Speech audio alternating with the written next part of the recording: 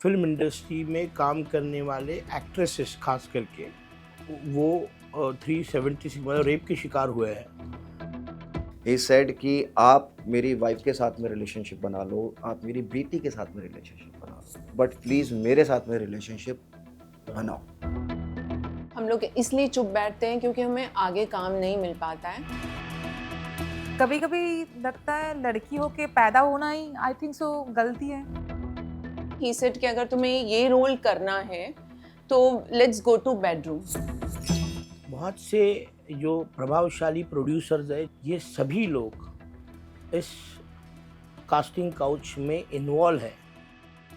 Casting couch एक ऐसा दाग जो हिंदी फिल्म इंडस्ट्री को सालों से कलंकित कर रहा है और पीछे भी ढकेल रहा है। बाहर से आने वाली लड़कियों और लड़कों का किस तरीके से इसके नाम पर शोषण होता है, कैसे इस कास्टिंग काउच से बचा जा सकता है, इसे समझने के लिए हमने कई एक्टर्स और मॉडल से बातचीत की, जिसमें कई हैरान कर देने वाले खुलासे हुए जिससे आपकी आंखें शर्म से झुक जाएंगी। मेरे साथ एक ऐसा इंसिडेंट हुआ है जो मैं बताऊंगी, हालांकि मैं उस बंदे का नाम नहीं बताना चाहती हूँ। बेसिकली ये इंसिडेंट हुआ था 2019 में। उस वक्त एक मूवी की कास्टिंग चल रही थी एंड आई वाज नोइंग कि जेन्युइन प्रोजेक्ट है और मुझे जिसने रिकमेंड किया था, मैं सिर्फ उनका नाम बता देती हूँ। आपने झुंड फिल्म देखी होगी अमिताभ बच्चन की, और उसके एक प्रोड्यूसर थे Vijay Hiremath. He is a very good friend of mine, बहुत अच्छे इंसान है। तो उन्हें लगा कि एक अच्छी कास्टिंग हो रही है, कॉमेडी है, अच्छा रोल है, तो मुझे रिकमेंड कर देना चाहिए। तो मैं उनके रिकमेंडेशन पर इस प्रोडक्शन हाउस के ऑफिस पर पहुंची। ऑफिस पहुंची तो वहाँ पर सिर्फ एक बॉय था और उस फिल्म का डायरेक्टर वहाँ बैठा था। तो उन्होंने जो मुझसे बात की मैं एक्सपेक्ट नहीं कर रही थी। ही सेड कि अगर तुम्हें ये रोल करना है तो लेट्स गो टू बेडरूम, फिर हम बात करेंगे। मैंने कहा सर ऑडिशन वगैरह तो कर लो, आप जो सोच रहे हैं उससे पहले कम से कम आप ये देख तो लो कि मैं उस लायक भी हूँ या नहीं। बट ही सेड नहीं मैं मैनेज कर लूँगा, तुम चलो। मैं वहाँ से निकली। मैंने आकर अपने जो फ्रेंड हैं उनको फ़ोन किया कि ये आदमी इतनी बदतमीज़ी कर रहा था मेरे साथ में, so I just want to go to police station. He said कि अगर तुम ये करोगी तो आगे फ्यूचर तुम्हारा ख़राब हो जाएगा। लोग ये सोचेंगे कि अगर कोई इस तरह का ऑफ़र भी रखेगा तो ये लड़की सीधे पुलिस स्टेशन जाती है। So this was the whole incident जिसको लेकर मैं काफ़ी दिन से बात करना चाह रही थी, जो मैंने आज आपके सामने रखा है। ये सिर्फ एक इंसिडेंट है, ऐसी 2-3 बार मेरे साथ ऐसी चीज़ें हुई जिसमें कई बार लोग कॉम्प्रोमाइज़ कहते हैं, बड़े छुपे हुए शब्दों में इसे कॉम्प्रोमाइज़ कहा जाता है कि क्या कॉम्प्रोमाइज़ करोगी, और कई बार ऐसा होता है कि दोस्ती करोगी। तो ये चीज़ें होती हैं और ख़ास करके आउटसाइडर्स के साथ होती हैं। हम जैसे लोग चुप होकर इसलिए बैठ जाते हैं, आज तुम्हारे सामने बोल रही हूँ क्योंकि कुछ लड़कियों ने आवाज़ उठाना शुरू किया है। हम लोग इसलिए चुप बैठते हैं क्योंकि हमें आगे काम नहीं मिल पाता है। तो ये इंसिडेंट रोज़ हो रहे हैं, ये सिर्फ मैं हूँ या 1-2 लड़कियाँ जो आकर सामने बता रही हैं, ऐसा नहीं है। और बहुत सी छोटे गाँव से, छोटे शहरों से लड़कियाँ आती हैं, उनके ऊपर प्रेशर होता है कि कहाँ से काम नहीं मिला तो कब तक बॉम्बे में रहेंगे, कैसे रेंट आएगा, कैसे क्या होगा। लड़कियां कॉम्प्रोमाइज़ करती हैं। एक बंदे को अब पकड़ के सामने लाया जाएगा कि इसने मुझे ऐसा बोला, और उसका हशर जब ये इंडस्ट्री वाले देखेंगे, ये जब ये लोग देखेंगे, आसपास के लोग, कि जब आप ऐसी चीज़ें रखते हो तो आपके साथ क्या होता है। आई थिंक बहुत सी लड़कियों ने मी टू को बताया और बहुत सारी चीज़ें बताई। कुछ लोगों ने कहा कि मेरे साथ कॉम्प्रोमाइज़ करने की कोशिश की गई, मगर आज तक एक भी इंसिडेंट ऐसा नहीं हुआ कि ऑन द स्पॉट किसी को पकड़ा, ले जाकर पुलिस स्टेशन पहुंचाया और उसे सज़ा मिली। जब तक कि ये स्ट्रिक्ट एक्शन किसी एक आदमी के खिलाफ नहीं होगा, आई थिंक ये इंसिडेंट रोज़ होने वाले। प्लस जो आउटसाइडर लड़कियां हैं, अगर वो कॉम्प्रोमाइज़ करने के लिए तैयार हैं, करियर बनाने के लिए कुछ भी करने तैयार हैं, तो हम जैसे लोग कुछ नहीं कर सकते हैं। फिर हम जैसे लोगों का करियर नहीं चलता है, हम पीछे आ जाते हैं। लड़कियां कॉम्प्रोमाइज़ करती हैं और आगे बढ़ जाती हैं। मुझे एक डायरेक्टर ने मुझे सिंपली मैं बोल सकती हूँ बॉयकॉट भी ऐसा कर दिया था। उन्होंने ऐसा रात को 4 बजे मुझे कॉल किए थे, जो संचिता मैं घर पे आना चाहता हूँ, मैं कुछ बात करना है, कुछ बातें हैं। मैंने कहा सर 4 बज रहा है सुबह, मैं सो रही हूँ, आप मॉर्निंग में आइए, बात करते हैं। तो उनको वो चीज़ें बहुत खटक गया था, तो दैट्स वाई उन्होंने जो उनके साथ मैं काम की थी सीरीज़ में, उन्होंने पूरा सीन मेरा जितना ही मैंने एक्टिंग की थी पूरा एडिट कट कर दिया था मेरा। इवन उस सीरीज़ में मेरा नाम तक हटा दिया गया था। एंड उनकी वजह से मुझे काम मिलना बंद हो गया था। 1 साल तक मुझे कहीं पर भी काम नहीं मिला था। डिप्रेशन में चली गई थी जो क्यों मुझे काम नहीं मिल रहा है, क्या ऐसा हो गया। इवन मैं एक इंसिडेंट बोलूँगी, क्रिएटिव डायरेक्टर के साथ भी ऐसा इंसिडेंट मेरे साथ हो चुका है। तो उन्होंने भी सेम ऐसा मुझे कॉल किया था, जो संचिता तेरे लिए कुछ प्रोजेक्ट्स है तो तू घर पे आ जा, तेरे साथ डिस्कस करते हैं। तो मेरे दिल में ऐसा कुछ नेगेटिव थॉट्स आया नहीं था। मैंने कहा अच्छा काम है तो फिर जाते फिर। तो मैं बहुत अच्छा दोस्त मानती थी उनको। तो जैसे उनके घर पे मैं गई, वो बंदा मतलब उसका दिमाग में आई डोंट नो क्या थॉट्स था। वो मुझे मतलब कुछ गलत वो प्रपोज़ल मुझे मतलब कोशिश किया था, ज़बरदस्ती करने की, मॉलेस्ट करने की भी कोशिश किया था। तो मैं वहाँ से निकल गई थी। तो मैंने उसको बोली भी थी जो मैं चैनल पे आपके नाम पे रिपोर्ट करूँगी एंड ऐसा आपने किया है। बट उनको कुछ फ़र्क नहीं पड़ता है, मतलब कुछ फ़र्क नहीं पड़ा था, I mean to say that. But मेरा काम रुक गया था, मुझे कोई काम नहीं मिला था। अभी तो कास्टिंग डायरेक्टर भी सामने से बताते हैं, जो घर पे आके पार्टी करते हैं संचिता। तो मैं बोलती हूँ नहीं, मैं पार्टी वार्टी नहीं करती हूँ, मैं पार्टी गर्ल नहीं हूँ मैं। तो क्या संचिता, देखो सब लड़कियाँ करती है, थोड़ा सा बोल्ड हो जाओ, ओपन अप हो जाओ, ऐसा करोगे तो काम नहीं मिलेगा। मैंने कहा ठीक है, मुझे कोई दुख नहीं है। तो नहीं देते काम मुझे। कभी कभी लगता है लड़की होके पैदा होना ही आई थिंक सो गलती है। लड़के बेचारे ज़्यादा शिकार होते हैं फैशन इंडस्ट्री में, मैं आपको कह सकता हूँ, because I was into modelling. तो वहाँ पर मेल मॉडल्स का एक्सप्लॉयटेशन ज़्यादा है, वहाँ फीमेल्स सेफ हैं। फैशन इंडस्ट्री में भी हुआ, इनफैक्ट यहाँ मुंबई में भी हुआ। अप्रोच किया गया था मुझे बोला गया था कि ये एक फिल्म फेस्टिवल के लिए हम बना रहे हैं, फिल्म बना रहे हैं, LGBTQ में भेजना है हमने फिल्म फेस्टिवल्स में। मैं आर्टिस्ट हूँ, मेरे लिए तो मुझे तो डिफरेंट कैरेक्टर्स करने में मज़ा आता है, चैलेंजिंग कैरेक्टर्स करने में मज़ा आता है, तभी मैं आर्टिस्ट हूँ। क्योंकि इस एक जीवन में, इस एक ज़िंदगी में बहुत सारी ज़िंदगियाँ जीने का मौका मिलता है मुझे एज एन एक्टर।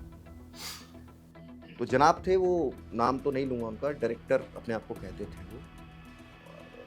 उन्होंने मुझे एक स्क्रिप्ट सुनाई जिसमें इंटीमेट सीन भर के, मतलब it was story about 2 gay couple, basically gay couple. Intimate scene भर के हैं, ये तमाम चीज़ें। तो मैंने उनसे पूछा कि अच्छा आपकी स्टोरी का आर्क क्या है, हाउ वुड यू प्रोसीड। ये तो चलो आप मुझे सीन्स बता रहे हो, मेरा कैरेक्टर आर्क क्या है, एंड क्या है, मतलब how would you do it. अब वो ज़्यादा देर कन्वर्सेशन होल्ड कर ही नहीं पाए, क्योंकि उनका तो मकसद फिल्म बनाना था ही नहीं, उनका मकसद तो वही कास्टिंग काउच करना ही था। ही सेड कि आप मेरी वाइफ के साथ में रिलेशनशिप बना लो, आप मेरी बेटी के साथ में रिलेशनशिप बना लो, बट प्लीज़ मेरे साथ में रिलेशनशिप बनाओ। And I was like, did I hear it right, मैंने सही सुना है, ये कहना क्या चाह रहा है। मैंने कंफर्म किया, मैंने कहा आप यही कहना चाह रहे हो जो मैं समझ रहा हूँ। कह रहा मैं बिल्कुल यही कहना चाह रहा हूँ जो आप बिल्कुल सही समझे। मैं निकला हूँ वहाँ से। ये ऑन योर फेस, मतलब ऑडेसिटी। कास्टिंग काउच जैसे घिनौने कृत्य को करने के पीछे की क्या मानसिकता होती है और इसके शिकार हुए लोगों पर क्या बीतती है, इसे जानने के लिए हमने साइकाइट्रिस्ट डॉक्टर सैयदा रुखसदा से बातचीत की। जो अग्रेसर हैं, जो एक्सप्लॉइट कर रहे हैं लोगों को, अगर हम उन्हें कोई भी इंडस्ट्री में डाल देते, चाहे वो स्कूल में प्रिंसिपल होते या कॉर्पोरेट में कोई मैनेजर होते, तो वो वही करते, क्योंकि उनकी जो शख्सियत है, वो जिस तरह अपने आप को ऊंचा या बड़ा समझते हैं, वो तभी ही समझेंगे, वो तभी ही अपने आप को पावरफुल फील करेंगे जब वो किसी और का नाजायज़ फ़ायदा उठा सकें, किसी और को सप्रेस कर से एक्सप्लॉइट कर सकें।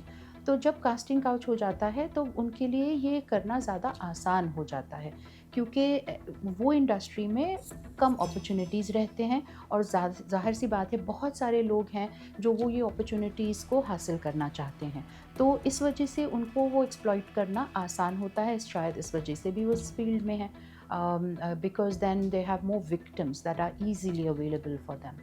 Psychologically आप mental health issues से गुजर सकते हैं, जैसे आपको डिप्रेशन की बीमारियां हो सकती हैं, एंजाइटी के सिम्टम्स हो सकते हैं, वो आप अच्छे खासे रहते रहते बीच बीच में आपको तकलीफ़ें हो सकती हैं। तो अगर ऐसा कुछ होता है तो डेफ़िनेटली प्रोफ़ेशनल हेल्प लेने की बहुत ज़रूरत है।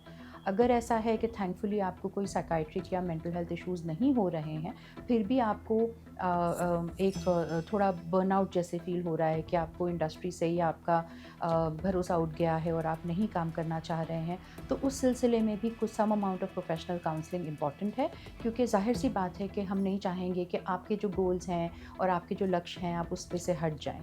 और then because otherwise then you feel worse कि मुझसे कुछ छिन गया, मुझसे कुछ और ज़्यादा छिन गया। ना कि सिर्फ मेरे साथ गलत हुआ है, बट मेरा पूरा लाइफ का डायरेक्शन ही बदल गया।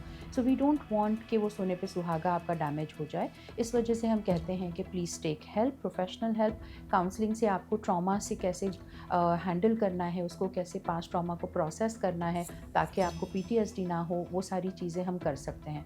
कुछ वक्त के लिए शायद दवाइयों की भी ज़रूरत पड़ जाए, and medications can be really helpful, specially अगर कोई इम्पैक्ट आपको जो इमोशनल इम्पैक्ट है वो ज़्यादा हो रहा है।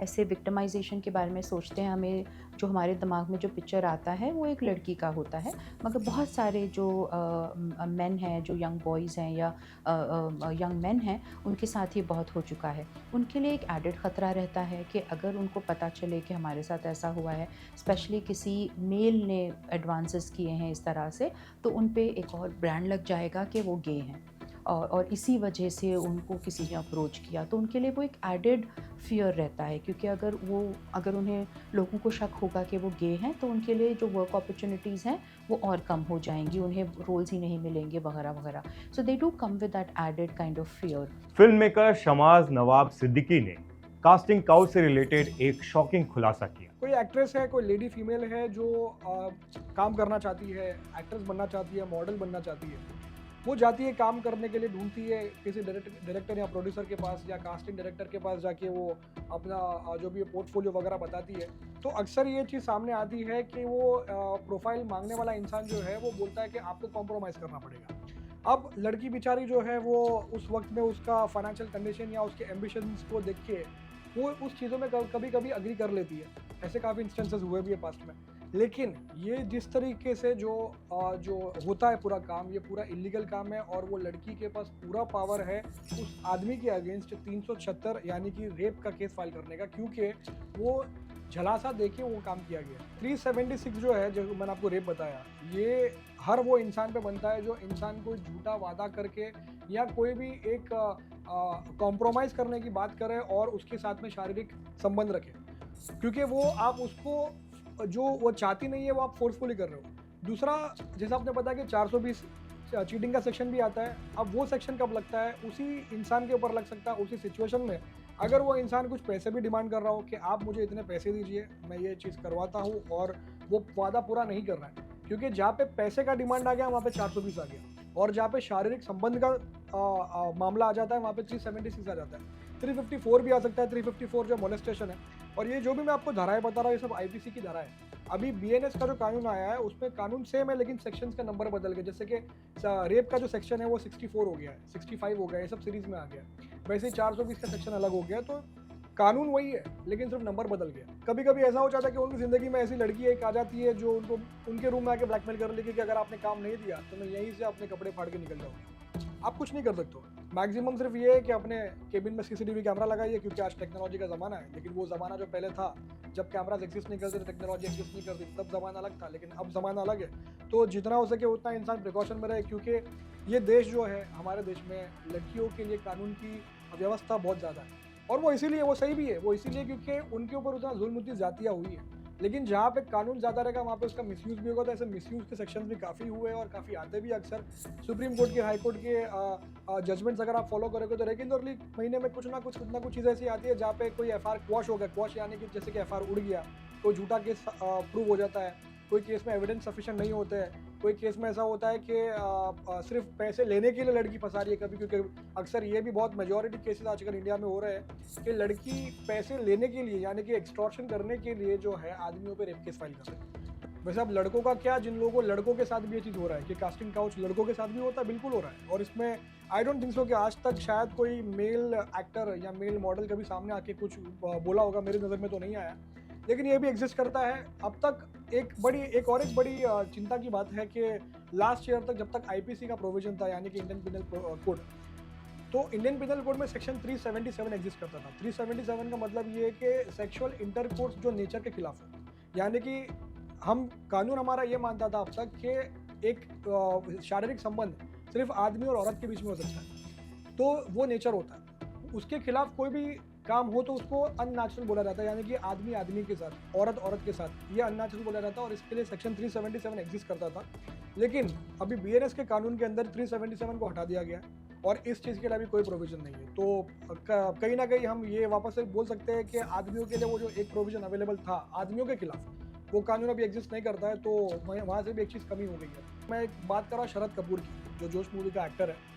शरद कपूर के खिलाफ मेरे खुद के पास पूरा साफ सबूत एविडेंस है, अभी भी मेरे फ़ोन पे है, वो मीडिया में भी बीच में वायरल हुआ था। ये एविडेंस सब कुछ देने के बाद एफआईआर हुआ, लेकिन एफआईआर के बाद अभी तक उस एक्टर का अरेस्ट नहीं हुआ है और वो एक्टर खुले आम जो है मीडिया में इंटरव्यूज़ दे रहा है कि लड़की को पागल बोल रहा है, जो कुछ भी जैसा भी है।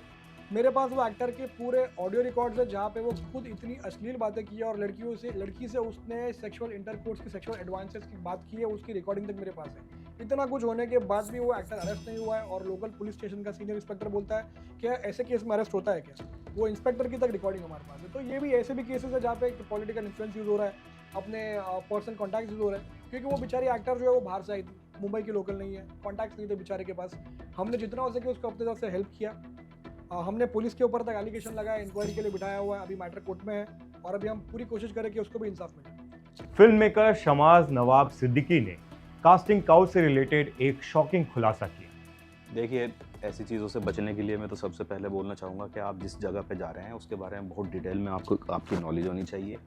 आपको बाकायदा उसके लिए पढ़ाई लिखाई करनी पड़ेगी। मैं एक मिसाल दे रहा हूँ आपको, नवाज़ भाई की मिसाल देता हूँ। वो लोग सोचते हैं कि यार ये नवाज़ इतना सक्सेस हो सकता है तो हम क्यों नहीं हो सकते, लेकिन उनके बैकग्राउंड में जाओ ना, वो कितना पढ़े लिखे हैं, MSc हैं वो माइक्रोबायोलॉजी से। उन्होंने 3-4 बार जो है ड्रामेटिक आर्ट में उन्होंने NSD किया है, उन्होंने BNA किया है भारतीय हिंदू नाट्य अकेडमी, उन्होंने BFA किया है इधर से बड़ोदरा से। तो यार वो तो आपको ट्रेनिंग तो लेनी पड़ेगी। मैं आपको अपना एक किस्सा बताता हूँ। तब तो मैं असिस्टेंट डायरेक्टर था। मैं और नवाज़ भाई रहते थे एकतानगर मलाड 5 नंबर बिल्डिंग में। तो वहाँ पे मेरा एक दोस्त था, तो उसने बोला यार ये क्राइम पेट्रोल की हम लोग ही मिल के कर लेते थे, कोई स्पेशल कास्टिंग डायरेक्टर उस शो के लिए नहीं था उस वक्त पे सीनियर स्टार में। तो मैं असिस्टेंट था, मेरे जो सीनियर थे, जो क्रिएटिव डायरेक्टर थे, हम मिल के करते थे।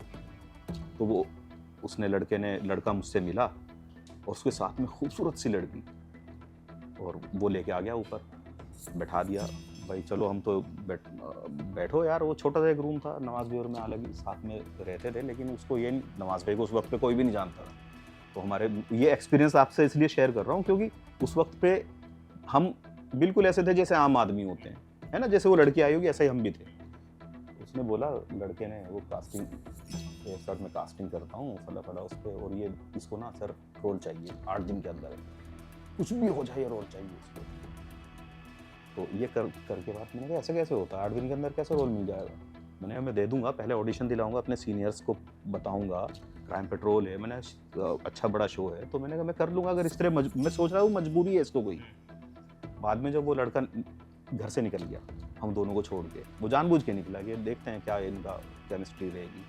तो वो लड़की बोलने लगी सर मैं कुछ भी तैयार हूँ करने के लिए, मुझे आप ये कर दो। मैंने कहा प्रॉब्लम क्या है भाई? मैंने कहा मुझे घर में दिखाना है कि मैं किसी काबिल हूँ। मैंने तुम बहुत काबिल हो, तुम मैंने इतनी सुंदर हो, तुम बड़े आदमी से शादी कर सकती हो। मैंने कहा छोटा सा शो है ये, क्राइम पेट्रोल का एक छोटा सा सीरियल है, इसमें अपने आप को क्यों ज़ाया कर रहे हो। तो ये मेरा पर्सनल एक्सपीरियंस था। जब आया 2004 में, तो उसके बाद में मैंने आते ही टीवी वो फिल्म असिस्ट की। तो एक फिल्म थी वुंडेड, तो उसमें मेरी एक दोस्त थी, तो हम लोग उसको जब शूटिंग कंप्लीट करके आ गए, हम 4-5 दोस्तों का ग्रुप था, उसमें वो लड़की भी शामिल थी। तो उसने बोला हमें कि यार अच्छा, वो बिल्कुल एकदम गांव से आई थी, वो छोटे शहर से आई। तो हम लोग बड़ी केयर करते थे उसकी कि यार ये देखने भालने में अच्छी है, सीधी सी है, इसको कोई गलत इस्तेमाल ना करे। तो उतना केयर करते थे उसकी सारे दोस्त। तो उसने बोला कि मुझे मीरा रोड से कॉल आई है, मुझे मीरा रोड जाना है, क्या करूं? मैंने क्या करना है, हम साथ में चलेंगे तेरे। मैंने मीरा रोड पे इंडस्ट्री थोड़ी, इंडस्ट्री तो यहाँ पे अंधेरी बैंड्रा भाई, इधर ही तो है इंडस्ट्री। मीरा रोड पे कहाँ पे इंडस्ट्री? उस वक्त पे ये 20 साल पहले की बात बता रहा हूँ तब यार। तो मीरा रोड वैसे भी जंगल था। जंगल था। तो हमें डाउट हुआ, हम उसके साथ चले गए। तो ट्रेन से गए हम, वो मीरा रोड पे नया नगर एक जगह है, वहाँ पे गए कि ठीक है तुम लोग यहीं रहो, मैं ऊपर जाती हूँ, कुछ ऐसा होता तो मैं फ़ोन करूँ। मैंने ठीक है। तो कुछ देर बाद मेरा एक दोस्त है विकास, उसको फ़ोन किया उसने, ये ऐसे ऐसे कर रहा है मेरे साथ में, ये वो बुढ़ा ऐसे दुनिया भर की चीज़ें। उसने हम भागे ऊपर। तो खैर तब तक वो बंदे ने उसे लड़की को बाहर निकाल करके दरवाज़ा लॉक कर दिया था, कभी ये लड़के आ रहे हैं मार पिटाई ना कर दें। तो उसने पूरा बताया कि मेरे से तो कॉम्प्रोमाइज़ की बात कर रहा था, ये कर रहा था, वो कर रहा था। मैंने देख तुझे हम तेरे साथ में इसीलिए आए थे, तुझे पता लग गया ना, एक्सपीरियंस हो गया कि मीरा रोड या ऐसी जगहों पे नहीं है इंडस्ट्री। यहाँ पे तुझे कॉल करके बुलाया, तेरे साथ में बदतमीज़ी की। अगर हम ना होते तो पहली तो बात है तेरी हिम्मत ना पड़ती बाहर उससे झगड़ने की, तू सेटल हो जाती है, कुछ भी कर देती, मतलब ये तुझे मारता पीटता। बट ये है कि तेरी हिम्मत इसलिए पड़ी उससे झगड़ा करने की क्योंकि हम लोग थे नीचे। लेकिन हम तेरे साथ में सिर्फ इसलिए आए थे कि तुझे दिखाने के लिए कि तुझे एक्सपीरियंस हो, नेक्स्ट टाइम तू संभल के जाए। तो ऐसे होता है, लोगों को खुद को पता होना चाहिए कि इंडस्ट्री कहाँ पे है। और यार समझ में आता है, बंदे की क्लास ना समझ में आती है, और स्पेशली लड़कियों को बहुत अच्छे से समझ में आती है। मैंने देखा, मुझे इतना तजुर्बा है अपनी लाइफ में, लड़कियों को हम लड़के लोग मात खा जाएंगे किसी को परखने में, बट लड़कियों में होता है एक सिक्स सेंस, उन्हें पता होता है कि हाँ ये बंदे में है दम या नहीं है।